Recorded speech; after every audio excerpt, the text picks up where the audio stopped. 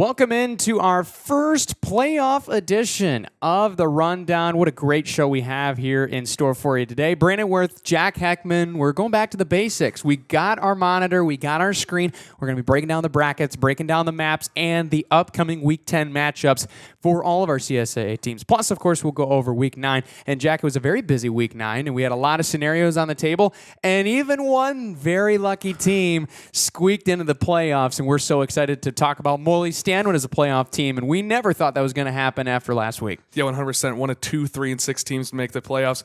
Got really lucky getting in, even though they lost to Pine River, but you got to be happy you're in. That's half the job's done right there. Hey, you're going to be playing at the very beginning of November. It's what every team dreams of. So we're going to talk about all the teams that made it in from the CSAA, their matchups, and more, as well as break down Week 9. But first, big thanks to Denny's Muffler and Brakes in Big Rapids. They can help you with general auto repair as well as oil changes, so much more. You can find out more information at Denny's Muffler and Brakes. They're on State Street, and you can call them for more information. Big thanks also goes out to Eagle Village. If you want a job that impacts the lives of youth, trust the experts at Eagle Village to help you and get you there. You can find out more information on all the opportunities they have, eaglevillage.org, Eagle Village, where potential soars. All right, Jack, we're going to start with our scoreboard here. Big Rapids with a big win against Alma. No doubt they wanted a big win. They wanted a statement win at home on senior night, and they certainly got a little bit of sloppy in the passing game, but overall, that rushing attack was absolutely dominant. Freddie Ortiz, Jack Bowman, big games in this one. Yeah, 100% tune-up game going to the playoffs, came in, handled their business, able to put up 48 points, only allowing the 7. You go into the playoffs, the defense played good, run game was elite, and that's exactly what has to happen coming to the playoffs. Absolutely. We'll talk more about the Ludington matchup in just a moment. Reed City with a big win, 52-15 over Standish Sterling. Once again, another favorable matchup on senior night. There was just great offensive execution. The defense as well with a couple takeaways. Ethan Phillips with an interception. I think it's fair to say Reed City was looking at this game potentially being a barometer game. Standish a little bit of down year, but overall, they put their best foot forward going into the playoffs considering the circumstances. Yeah, 100% sitting in the same boat as Big Rapids. Both had great running games going. Obviously, Reed City's known for that. But the defense, you mentioned it, they've played a lot better since that game against Tri-County, and that's something going forward, coming to the playoffs. Your defense is going to have to play great going against some of these tough offenses. Absolutely. Central Montcalm Hart was probably the game of the week we were watching because this had such big Division 6 playoff implications.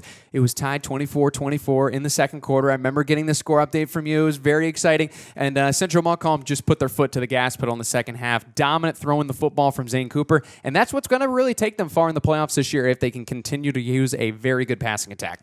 Yeah, 100%. They had a little bit of a hit, they couldn't really get the offense going, especially against like Morley Stanwood and Kent City. Those are two really good defenses, but able to put up 60 points, only something that's been done 5 times in school history. They're able to get the offense going, and that's something going into the playoffs they have to get going if they want to win some of these matchups. And then looking over at Ludington against Tri-County, we knew the Vikings, this was going to be an uphill battle against a good Oriole team. But overall, played it very close in the first half. Second half got away from them. But for Tri-County, Coach Butler, we talked to him early in the season. They wanted to be battle-tested, and they certainly are going into the playoffs, especially with a Week 9 game against Orioles. Yeah, 100% playing one of those tougher Division 4 teams. But I really wanted this offense to score more than 7 points. Obviously, everybody does watching football. You want to see a high-scoring game. But this offense really just didn't click in the second half, and that's something that all 3 of those between Button, Keller, and Vaughn Veltman, all of them have to get going in the playoffs for this team to go out and win a game. Absolutely. We'll see what they have in mind. Grant against Kent City. The Eagles had a little bit of trouble against the Tiger passing attack, but they still get the job done with a big second half, 38-8. Grant overall gave them all they could handle, but Kent City, they're 9-0, and they're rocking with all the momentum going into the playoffs. Yeah, 100%. Great season. Able to finish off, 30-point win. Obviously, defense came to play this week, had a little bit of a tough time with that passing attack, but this defense going forward has been one of the best in the conference, if not the best between all 11 teams, maybe outside of Big Rapids. They were able to play really good defensive football, and that's what they want going forward. They want to force turnovers. They want to get to the quarterback, and that's what they're able to do. Newaygo was a team that Coach Kostecki made the call. He said, hey, this is going to be the week they get number 1, and he was right. 26-16 in the Newaygo County rivalry against Fremont. I mean, that's just a big win. They had gone through so much this season. To end on the season on a high note with a win, I mean, you got to take your wins while you have them. Yeah, 100%. They were able to play more freely, and that's really what they did against North Muskegon, too, is they put up a lot of points, just weren't able to catch up to North Muskegon. game. This week, they got out early and were able to win the game. Absolutely. We'll flip over to the other side. This was a big one.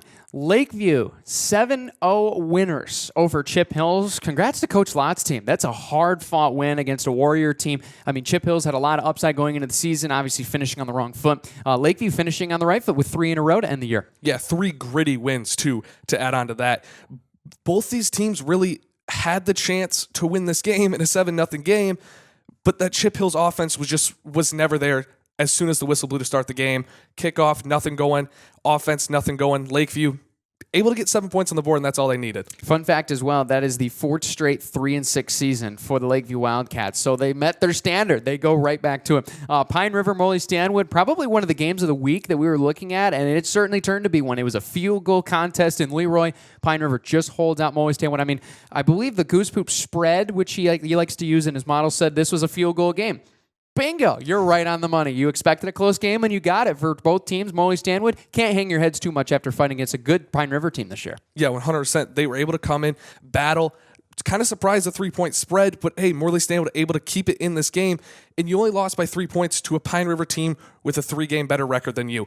You come in, you play some football, you only lose by 3 points, and that's something you got to look at going in the playoffs matchup in that district. Absolutely. Looking at some other scores around the league as well. Some honorable mentions. Harrison takes down Everett by a dominant 58-14 line. Cadillac falls to Freeland 47-28. We're going to be talking about both those teams later on, as well as Beale City beats Ithaca. That's a really dominant win at Ithaca there for the Aggies, 39-8. And Saranac plays White Cloud to a 39-0 decision. I mean, congrats to Coach Trice on really holding with a really good playoff-bound Saranac team. Obviously, they wanted one more than one win this season, but they're going to take the things that they get, and overall, not a bad game. Yeah, 100%. You said it, only holding them to 39 points. That's something, I mean, yeah, you're not going to play for another almost calendar month, but you only lost by 39 points. That's something to go out in your last football game for a lot of these seniors.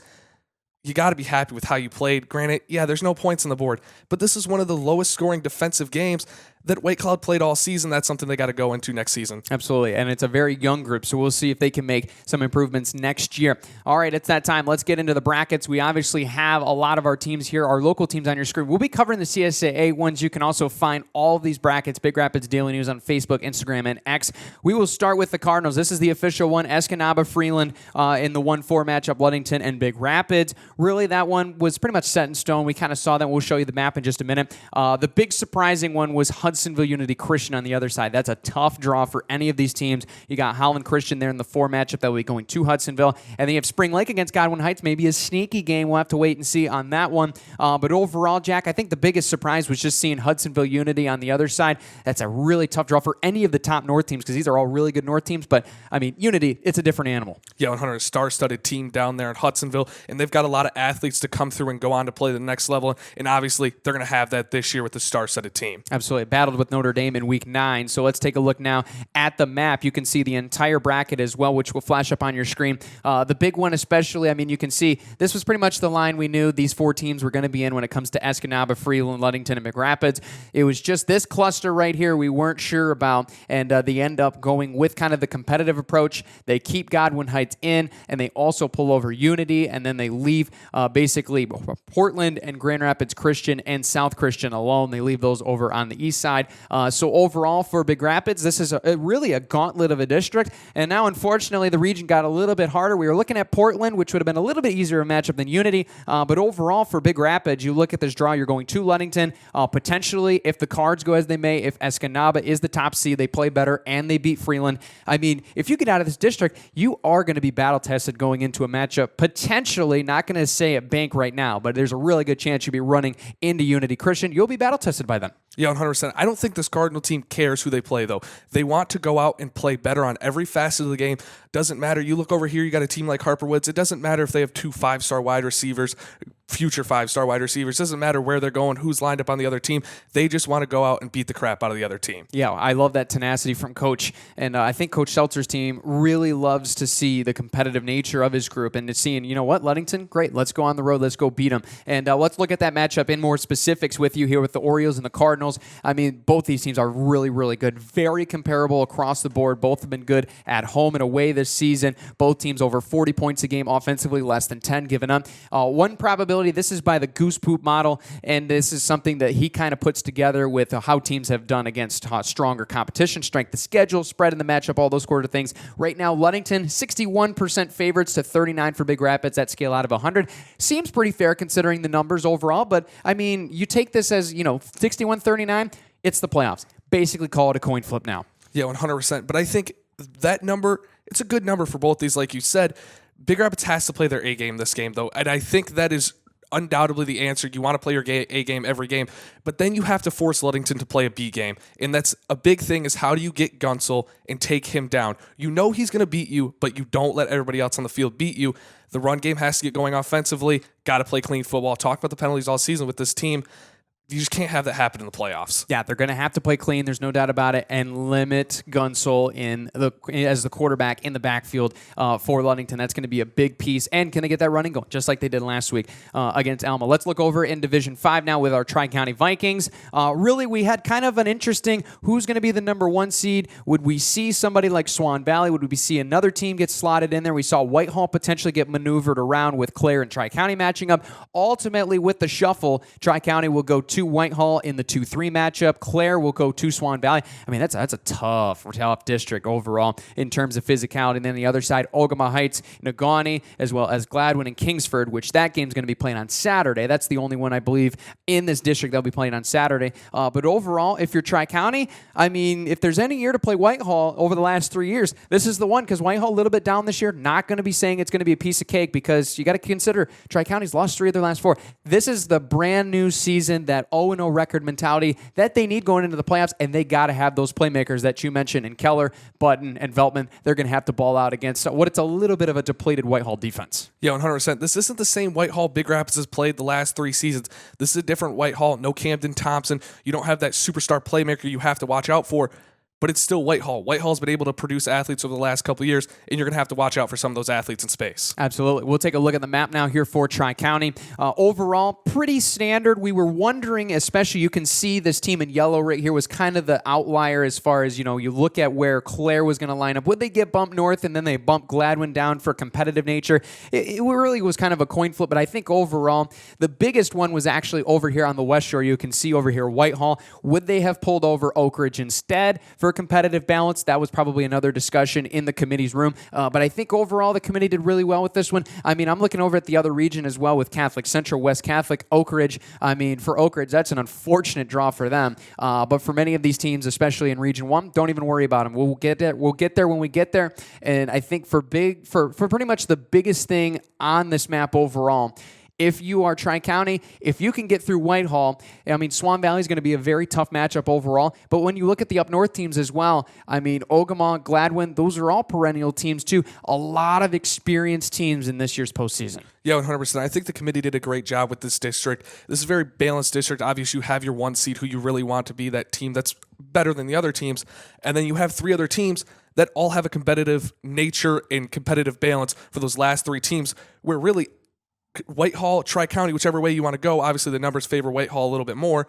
But this is a very winnable game for Tri-County and a very winnable district if they can knock off Swan Valley. Absolutely. And the number one thing for this whole region, yeah, get Frankenmuth out of here. We didn't want to see him. They're obviously over here. There was kind of a discussion if they'd get flipped in there for Swan Valley, but many fans say, you know what, leave them alone. We don't want them. We'll worry about them when we have to worry about them. All right, let's get more into the Viking matchup here. It's a very interesting because, as Jack, you pointed out to me, it's a battle of the Vikings. It's Tri-County Vikings and the Whitehall Vikings. Both teams 5-4. Overall, Whitehall with more overall points because of the teams that they've played higher in division in their conference play. Both teams have struggled home and away respectively, and both defenses have struggled a little bit this year. Whitehall will be the favorite, but I think a lot of the overall number is because Whitehall overall at home, they've played a lot of those tough teams at home so overall. So I think the models overall are favoring them in kind of the home-away matchup. But for Coach Butler, just add fuel to the fire. Motivation. I mean, show us the bad numbers. Show us that we should get blown out, and that's going to motivate our boys to play even harder. Yeah, 100%. And even you talked about the Whitehall playing a little tougher home teams. Same thing goes for Tri-County on the road, Big Rapids, Reed City. And I think that's really where a lot of these defensive points per game come from. 63 against Big Rapids, 58 against Reed City. This is a team that struggled with the more high-powered offense and the offense that are able to move the ball efficiently down the field and wear down this defense. Tri-County has to do the same thing. Both these defenses want to wear each other down, and that's exactly what it's going to come down to, is who lasts longer. And if Tri-County get that passing game going early and get in rhythm, it could be dangerous for the Vikings of Whitehall. Yeah, I mean, you look at the numbers, we're basically saying what team gets to 28, what team gets to 4 scores first could win this football game. It's going to be very exciting to see. Let's flip over to Division 6. This is where the discussion, especially when the map comes into play, really gets started. Reed City will start with, and Central Montcalm is there in the same district. Reed City will be lining up at home against Sanford Meridian. It wasn't projected this way, but we're going to explain it in just a minute. And then Central Montcalm, a team that was thinking we're going to squeak in as a 4 seed, now has home field advantage against Montague. What a draw for them. And then on the other side, pretty much cut and dry. Kingsley going to be hosting Calumet, as well as St. Francis against Boyne City. That one pretty much just cut in stone. Overall, for Reed City and Central Montcalm, I mean, Merry Christmas early, I guess is the best phrase to put it. Yeah, 100%. This is just looking at the numbers from the playoff point, obviously Reed City has a 10-point playoff advantage on every team, but this is the best draw that you could have gotten, and I'll let you go deeper into it here in a little second. But very favorable 1-4 matchup. Central Montcalm, a very favorable 2-3. Easily could be a district final. Easily could be indeed. Former conference foes will renew a rivalry potentially if things go right. We'll obviously talk about that in just a minute. So how did this happen? We were talking about the models, and everybody heard Belding. Everybody heard Kent City, which it makes sense, right? And we're going to talk about the map in just a moment. Well, first, let's look at Kent City. Kent City will be going against Olivet on the road, and then Belding will play Ovid Elsie. That's going to be a very interesting matchup right there. And then Montrose, the Flint teams, as well as Duran, slotted in on the other one. So for Kent City, I think if there's ultimately, we look at the winners and losers. We just talked about the winners. Unfortunately, Kent City, a 9-0 season, great overall. They're kind of the loser in this draw. They kind of got it a little bit. They got the short end of the stick, and they're going to play a really good Eagle team, especially on the road, which is going to be even tougher. Yeah, 100%. And, I really personally wanted to see the Kent City-Reed City matchup. It would have been very favorable for both these teams, both wing T offenses. What doesn't say Michigan high school football playoffs, like 2 wing T offenses going at it, but also 2 good defenses against the run. This was a matchup that, your top CSA silver team and then a middle of the pack CSA red team obviously finished in second place. But both these teams, that matchup would have been very fun to watch.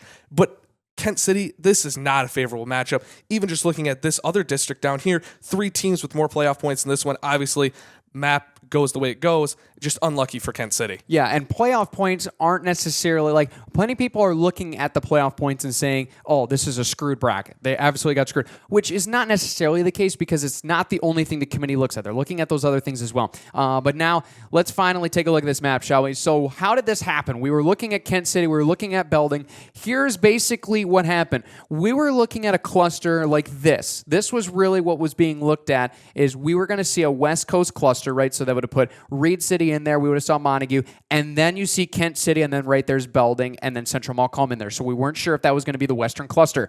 Now, here's what they did. They went with a northern line, which what Goose Poop, I'll give him credit, he pointed out that was an option. He was still sticking with it. Now, he threw Buchanan in there, which was a little aggressive in my opinion. But overall, he predicted the northern line, which had Sanford Meridian as well as Ovid was over here. It was actually going to be looking like this, but instead for competitive balance, they wanted Montague in there. And so for overall, this is unfortunate because due to this mapping, then there was one team to pull left, and really there was only 2 options. You were looking at potentially Duran getting moved over in there, or unfortunately you're going with Olivet, and somebody was going to have to get the short end of the stick, and unfortunately it's District 1 of Region 2, and unfortunately it's Kent City. Yeah, 100%. Really unlucky draw, like you said. But you talked about the Buchanan down here, Olivet right there. Those are 2 teams who are solid football teams. Olivet, a really good football team, and that's a really, really unlucky draw if you're Kent City.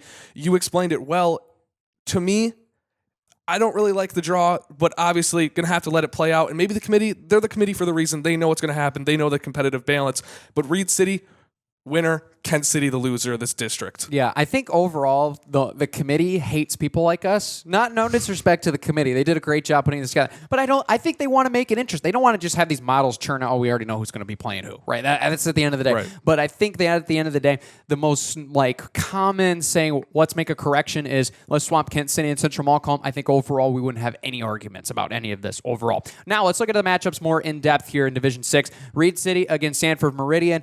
Yes, you see the win probability. statistically, it really is an eye-glaring number of 87%, and that's just because of the fact Sanford has lost already this year to Tri-County. They've lost to some other teams. They've given up some points defensively. They have scored quite a bit, but I think the big thing overall that's intriguing is Sanford Meridian has played well on the road overall, so that's going to be very interesting, and they have scored points this year. So if they can throw it around, which they like to throw the ball a little bit against Reed City's defense, might create a concern, but if you're Sanford Meridian, we saw in a scrimmage earlier on this season, Reed City kind of bullied them in the trenches. Sanford's going to have to make a correction. They can't get bullied this next coming week. Yeah, 100%. And Reed City, from a historical aspect, 5 straight opening round wins. Knock on wood, don't want to jinx it there. But in the last 20 years, they've been historically great in the playoffs. Again, knock on wood right there. But this run game is really going to have to carry the squad going forward. And you're looking down here at this goose poop model number 87-13. If you're the 1 seed, that's really how it should be. You should be a heavily favored team. And obviously, Reed City, one of the lower ends for the playoff point 1 seeds. But this is a very favorable matchup. The Coyotes, I said it already, they are the winners of this outcome. Got to handle business on the gridiron. This was a team that was thinking that we're going to have to go on the road in week 1, and now they're hosting potentially a whole district and maybe even a regional if Traverse City St. Francis were to come out of that, or a team lower, the 2, 3, or 4 seed. But overall, this would be the 5th meeting between Reed City. They are heavily favored. You look at this matchup, this is interesting because even though Central Montcalm is home, even though they're 3-2 at home this year, even though they score 34 a game, Montague's favored and heavily. And I really think it's because Central Montcalm played Elk and Pigeon Paybor Laker overall this year. But other than that, they haven't played a lot of great teams out of conference. Yes, they did play Kent City. That's a great game for them. But Montague, they're playing Whitehall. They're playing Ludington. This team was battle-tested. They won 4 in a row, and I think that is why overall the model favors the Wildcats in this one. Yeah, 100%. You mentioned the schedule difference. Obviously, points per game are obviously going to be a little skewed here because Kent City playing the CSAA Silver, Montague playing in a conference with Whitehall, a much, much tougher team than really anything Central Montcalm has really faced all season long. But Central Montcalm's found that offense last game against Hart. You got to get it going, got to get in rhythm early. You cannot sit back and let this offense wait until the second quarter because Montague's going to make you pay. They're going to be able to force those turnovers. And if you give them the ball at the 35-yard line, Montague has the ability easily punch that ball in, especially if Central Montcalm gets this ball first. You're down 7-0, and your offense hasn't found the rhythm yet. They got to get it going early. These two teams met in the first round in 21. Montague dominated that game. We'll see if Central Montcalm has revenge in store. Now let's break it down. The last one, Olivet, Kent City. I mean, this is a juggernaut of a game. 5-6 in playoff points, division rank in Division 6. This is as good as it gets right here as in terms of stat comparisons. The big thing overall, Olivet 65%. I mean, that's definitely heavily influenced by the fact that they're at home. But for Kent City, I mean, look right here. They're 5-0 on the road this year. Although they might not be the same competitive teams as Olivet might see, overall, they've taken care of business on the road. And no matter what the opponent is, that structure, that mindset, that can go with you. And Kent City's going to need it. We wish Coach Gropp all the luck against the Olivet Eagles. Yeah, 100%. In a way to kind of look at this, in my eyes, I see Olivet as that 5 seed in March Madness, the Power 5 team that's maybe 4th in their conference, and then Kent City's that mid-major. Central Michigan, for example, goes out, they win 32 games, lose 2 games in conference in basketball. But this is that kind of David versus Goliath, if you will, but not really. Like, from a number standpoint, Kent City still has the chance to go out and play elite defense, but it goes back 12 seeds.